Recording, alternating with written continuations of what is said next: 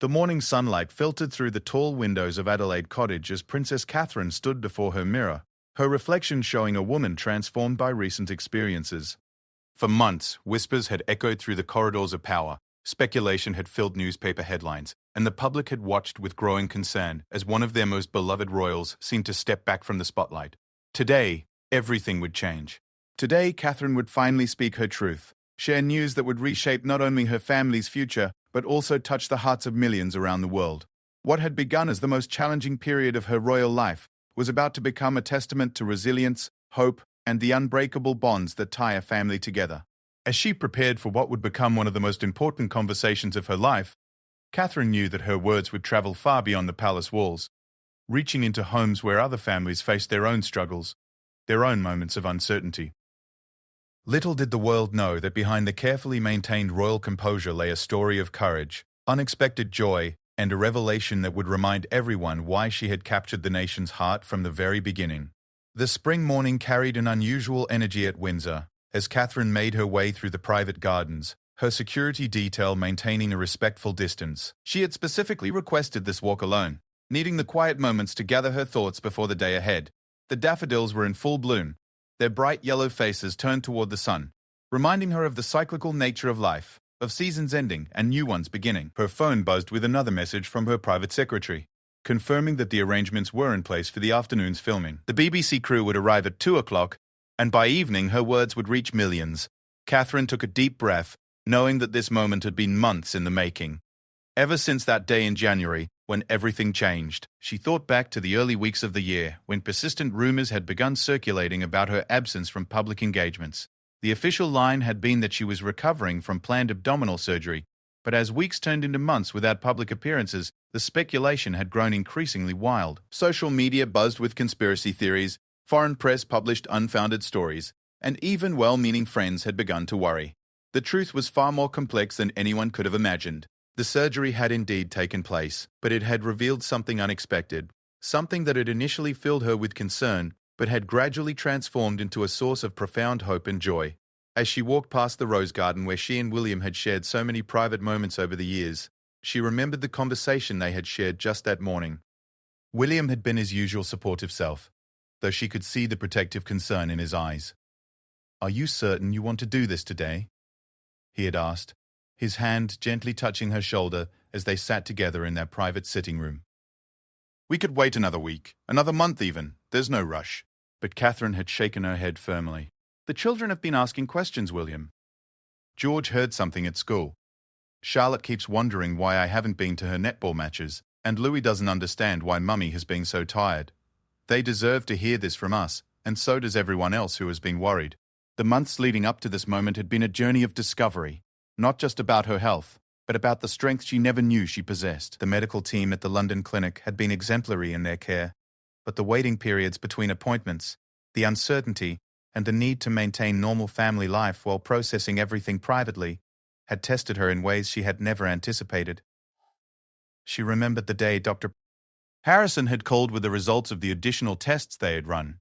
She had been in the nursery at Kensington Palace helping Louis with a particularly challenging puzzle when her private phone rang. The conversation had been brief but life-changing, and afterward she had sat in stunned silence for nearly an hour, watching her youngest son play, marveling at the resilience and adaptability of children. The hardest part had been the secrecy. Catherine had always prided herself on her authenticity, even within the constraints of royal protocol, having to smile and wave during the few brief public appearances she had made, while knowing what she knew had felt like living a double life.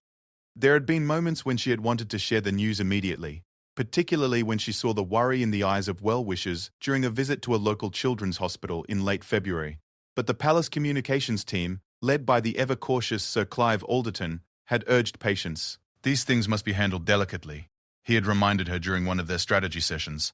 "The timing must be perfect, the message clear, and the potential impact carefully considered."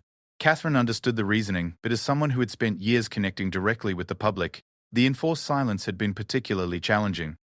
She had watched from her window as reporters gathered outside the gates, seen the trending hashtags on social media, and read the think pieces about royal transparency, with a growing sense that the situation was spiraling beyond their control. The turning point had come 3 weeks ago during a family dinner at Anmer Hall. The children had been unusually quiet, and finally George, with the directness that only a future king could possess, had asked the question that had been weighing on all their minds, "Mummy, are you going to be okay?" The conversation that followed had been one of the most honest and heartfelt of Catherine's life. She and William had sat their children down and, in age-appropriate terms, explained what had been happening. The relief in their eyes had been immediate and profound, and Catherine had realized that if her own children needed this clarity, then the extended royal family, and indeed the public who had supported her for so many years, deserved the same honesty. Planning the announcement had required careful coordination between multiple parties. The palace press office had worked closely with Catherine's personal team to craft a message that would be both informative and sensitive. They had considered various formats, from a written statement to a formal television interview, before settling on a more intimate approach that would allow Catherine to speak directly to the camera in a setting that felt natural and comfortable. The choice of location had been particularly important. Rather than the formal grandeur of a stateroom or the clinical setting of a hospital, they had decided on the gardens of Windsor Castle, where Catherine had spent countless hours with her family over the years. The setting would reinforce the personal nature of the message while providing the dignity and gravitas that such an announcement required. As she completed her morning walk and headed back toward the main residence, Catherine felt a sense of calm settling over her. The nervousness was still there, of course, but it was overshadowed by a deep sense of relief that the waiting was almost over. Soon, she would be able to speak her truth, share her news, and begin the next chapter of her story with the openness and authenticity that had always been her hallmarks. The staff at Windsor had been briefed on the day's schedule, and as Catherine entered through the private entrance, she was greeted by the familiar faces of people who had become like family over the years. Mrs. Thompson, the head housekeeper, gave her an encouraging smile, while James, the personal protection officer who had been with the family for nearly a decade, simply nodded his understanding and support. In her private study, Catherine found the folder her secretary had prepared containing the key points she wanted to address. While she had decided to speak from the heart rather than from a script, having the main topics outlined had helped her organize her thoughts over the past several days. She reviewed them one final time, knowing that in a few hours these private thoughts would become public knowledge, shared with a world that had been waiting patiently for answers. The BBC production team arrived precisely at 2 o'clock, their equipment discreetly transported through the private entrance to avoid the photographers who maintained their constant vigil outside the main gates. Catherine had worked with some of these crew members before during various documentary projects, and their familiar presence helped ease the tension that had been building throughout the morning. Director Sarah Mitchell had been personally selected for this project. Known for her sensitive approach to high-profile interviews and her ability to create an atmosphere of trust and comfort, as the team set up their cameras and lighting equipment in the carefully chosen spot overlooking the long walk, Catherine retreated to her private apartments for final preparations. In her dressing room, her longtime stylist Amanda had selected a soft blue dress, the color chosen not just for its flattering qualities, but for its symbolic significance. Blue had always been associated with trust, stability, and calm, exactly the message Catherine wanted to convey. The jewelry was minimal, just her wedding ring and the simple pearl earrings that had belonged to Diana, a subtle reminder of the continuity between generations and the strength that ran through the royal bloodline. As she sat for final hair and makeup touches, Catherine's mind wandered to the conversations she had shared with various family members over the past few weeks. The Queen, despite her advanced age, had been remarkably perceptive during their private tea the previous week. "My dear," she had said, her eyes twinkling with understanding, "sometimes the most profound moments in our lives require the greatest courage to share, but I have learnt that truth, spoken with love, has a way of touching hearts in ways we never expect." King Charles had been equally supportive, though his approach had been more practical. During a brief meeting at Clarence House, he had shared his own experiences with public health announcements and the delicate balance between privacy and transparency that royal life demanded. "The public has invested so much of themselves in your story, Catherine," he had observed. "They worry because they care, and that caring deserves to be honored with honesty." But it was her conversation with William that had ultimately given her the confidence to move forward. 2 nights earlier, as they walked together through the grounds of Anmar Hall after putting the children to bed, he had taken her hand and spoke words that still echoed in her heart. "Whatever happens after today, we face it together. Our family is stronger than any challenge, and this news, difficult as the journey has been, is ultimately a gift that will bring joy to so many people." The makeup artist stepped back, satisfied with her work, and Catherine looked at her reflection one final time. The woman staring back at her was different from the one who had begun this journey months earlier. There was a depth in her eyes that spoke of challenges faced and overcome, a quiet strength that had been tested and proven true. She was ready. Walking through the corridors toward the garden location, Catherine passed portraits of previous generations of royals who had faced their own moments of public scrutiny and private challenge. She thought particularly of Queen Elizabeth, the Queen Mother, who had famously said that being royal was not about being perfect, but about being present when people needed you most.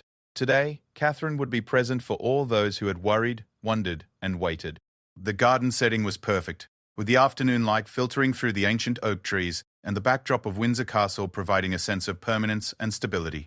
The camera operators made final adjustments while sound technicians checked their equipment one last time. Director Sarah approached with a warm smile and a few encouraging words about how natural everything would feel once they began. As Catherine took her place on the simple wooden bench they had positioned beneath her favorite flowering cherry tree, she felt a profound sense of connection to all the women who had sat in this garden before her. Queens and consorts, mothers and daughters, each had faced moments when private struggles had to become public knowledge, when personal strength had to serve a larger purpose. The countdown began, and as the red light on the camera illuminated, Catherine looked directly into the lens and began to speak. Her voice was steady, warm, and filled with the genuine emotion that had always been her hallmark.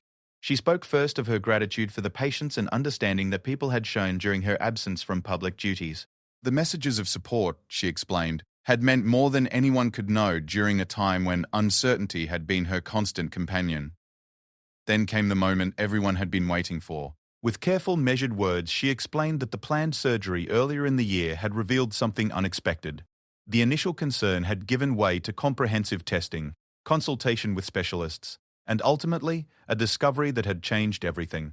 As she spoke, her hand moved unconsciously to rest on her abdomen, a gesture so natural and instinctive that it spoke louder than any words could.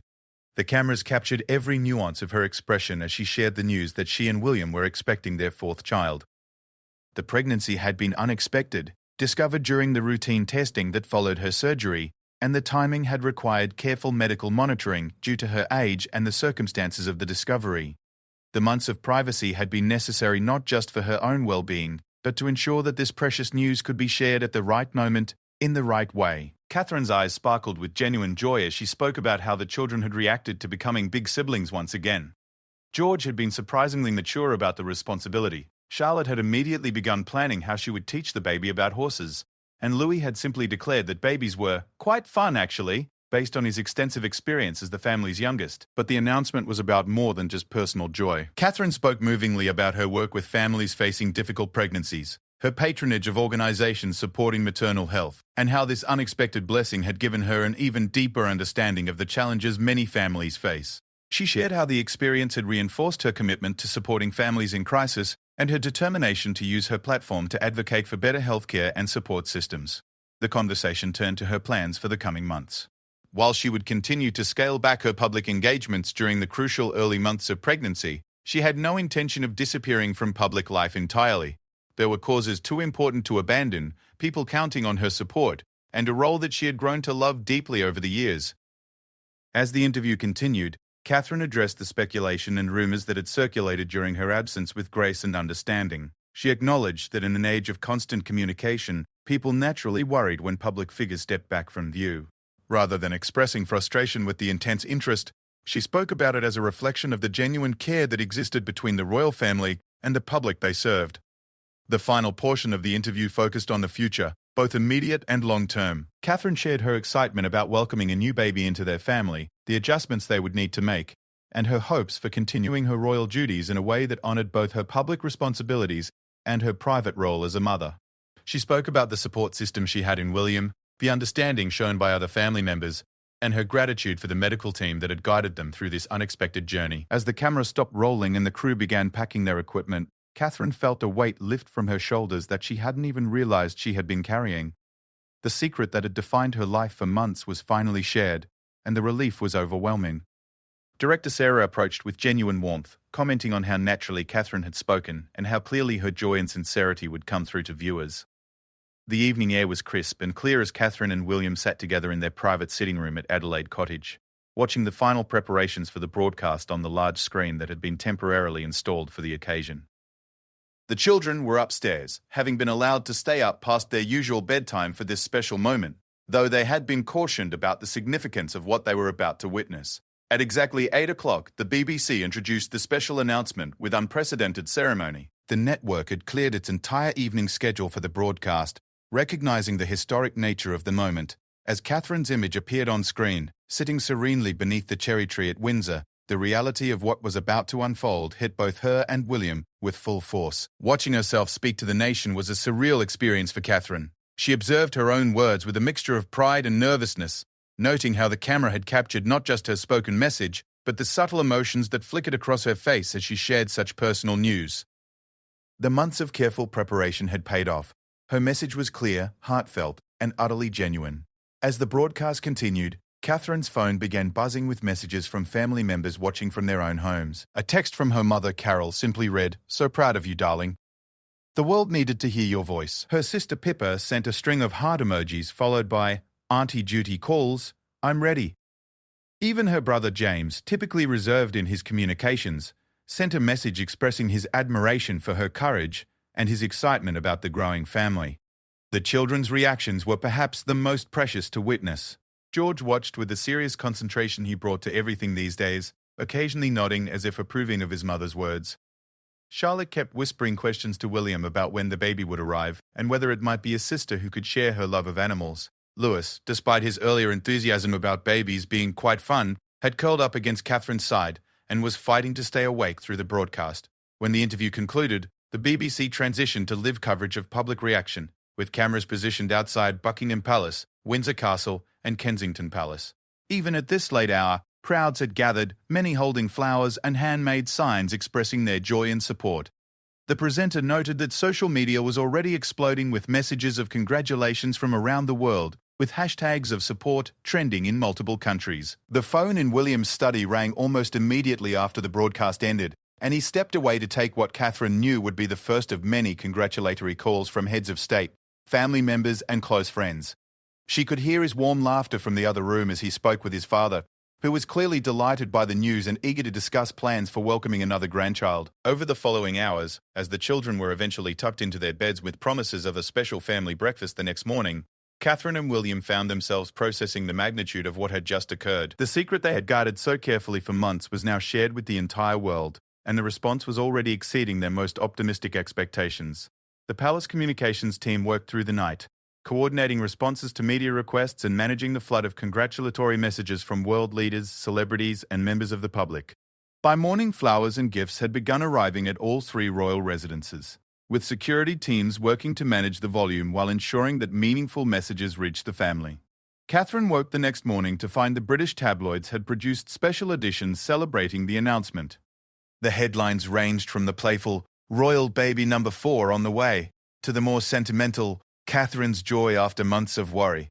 International coverage was equally enthusiastic, with newspapers from around the globe featuring the story prominently and editorial writers praising Catherine's handling of a delicate situation. The most touching responses came from the organizations Catherine patronized and the communities she had worked with over the years.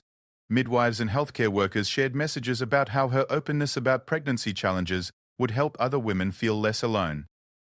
Children's charities spoke about the positive examples she set for family life and maternal strength. Mental health advocates praised her honesty about the emotional challenges of maintaining privacy while dealing with health concerns.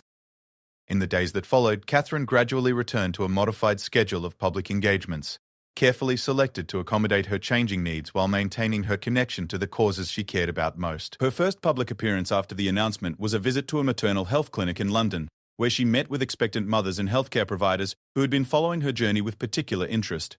The visit was notable not just for Catherine's glowing presence, but for the genuine connections she made with women facing their own pregnancy challenges. One young mother, expecting twins after a difficult fertility journey, tearfully thanked Catherine for showing that even royal pregnancies could be complicated and uncertain. Another woman, dealing with pregnancy complications similar to those Catherine had experienced, found comfort in knowing that someone in the public eye understood her fears and uncertainties. The medical professionals Catherine met during these visits consistently praised her decision to be open about the medical complexities of her pregnancy. Dr. Dagrand. Sarah Williams, a consultant obstetrician who had worked with high-risk pregnancies for over 20 years, noted that Catherine's honesty would likely encourage other women to seek proper medical care and not dismiss concerning symptoms out of embarrassment or fear. As autumn approached, Catherine's pregnancy progressed beautifully under the careful supervision of her medical team. The family had settled into new routines that accommodated her changing energy levels, while ensuring that the children continued to receive the attention and stability they needed. George had taken on additional responsibilities as the eldest, helping with Lewis and showing remarkable maturity for his age. Charlotte had appointed herself as the pregnancy's official documentation specialist, keeping a careful diary of milestones and preparing detailed plans for the baby's nursery. William had been a constant source of support throughout the entire journey, from the uncertain early days through the public announcement and beyond. His protective instincts, always strong, had intensified during this period, and he had quietly rearranged his own schedule to ensure he was available whenever Catherine needed support or simply companionship during medical appointments. The royal family as a whole had rallied around the news with characteristic warmth and practicality. King Charles had already begun planning how to integrate another grandchild into family traditions and official occasions. The Queen, despite her advanced age, had expressed particular delight at the prospect of another great-grandchild and had shared stories from her own experiences with late-in-life pregnancies. As Catherine reflected on the journey from those anxious early days of uncertainty to the current period of joyful anticipation, she felt profound gratitude for the support system that had carried her through. The decision to be transparent about her experience had not been easy, but it had ultimately strengthened her connection with the public she served and provided comfort to countless families facing similar challenges. The upcoming months would bring new adjustments and preparations, but Catherine faced them with confidence born of experience and surrounded by love from family, friends, and a nation that had embraced her news with overwhelming warmth. The little prince or princess growing within her would be born into a world already eager to welcome them, into a family that had grown stronger through facing uncertainty together, and into a legacy of service and love that would guide them throughout their life. Standing once again in the garden at Windsor where she had shared her news with the world, Catherine placed her hand gently on her growing abdomen and smiled at the thought that this child would someday hear the story of how their arrival brought joy to millions and reminded everyone that sometimes the most beautiful chapters of life begin with the most unexpected pages.